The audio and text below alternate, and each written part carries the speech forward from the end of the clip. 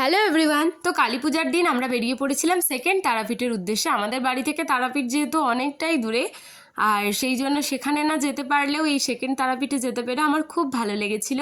আর এই কালী পুজোর মতো শুভ দিনে আমি কিন্তু মা তারার মন্দিরে পুজো দিতে পেরেছিলাম। এখানে আমি চলে এসেছি পূর্ব মেদিনীপুর জেলার যশোরা গ্রামে, যেটা পাঁশকুড়া স্টেশন থেকে কিছুটা গেলেই পড়ে। আর মন্দিরটা দেখো, দূর থেকে চূড়া দেখা যাচ্ছে। এই সবুজ ধান ক্ষেতের মাঝে মন্দিরটাকে দেখতে দারুণ লাগছিল। তোমরা দেখতেই পাচ্ছ মন্দিরটা কিন্তু অনেকটাই তারাপীঠের মন্দিরের অদলে তৈরি। আর ওর পাশে যে পবিত্র কুণ্ড, ওই কুণ্ডে হাত পা ধুয়ে তারপরে মন্দিরে পুজো দিতে যেতে হয়। তো এখানে দেখো তিনটে রাজহাঁস কি সুন্দর জলের মধ্যে খেলা করছে। ওদের ভিডিওটাই একটু ক্যাপচার করে নিলাম। ওরা বেশ মজা করে খেলছে।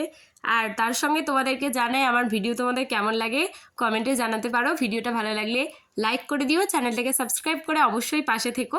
তারপর মন্দিরটা তখনও পর্যন্ত খোলা হয়নি, কি আর করা যায়, আমি তাই ঘোরাঘুরি করছিলাম। সম্ভবত আমরা 11:30টায় গিয়েছিলাম আর 12টায় মন্দির খোলার টাইম, তো তাই খোলা হয়নি।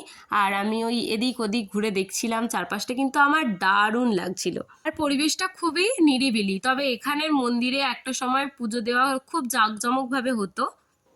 তারপরে আমি চলে এসেছিলাম মায়ের প্রিয় পুত্র বামদেবের মন্দিরে পুজো দিতে। আর মায়ের প্রিয় পুত্র বামদেবের মন্দিরে পুজো দেওয়া কমপ্লিটের পরই আমরা চলে যাচ্ছিলাম আবার তারামার মন্দিরে পুজো দিতে, কারণ আমরা তারামার পুজোটা পরেই দিতাম।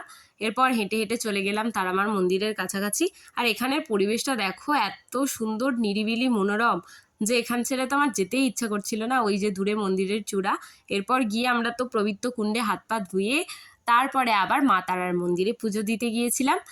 আপাতত এতটুকুই তোমাদের সাথে শেয়ার করলাম। এরপর পুজো দেওয়ার ভিডিওটা পরের পার্টে আসছে, তার জন্য সাবস্ক্রাইব করতে হবে। টাটা।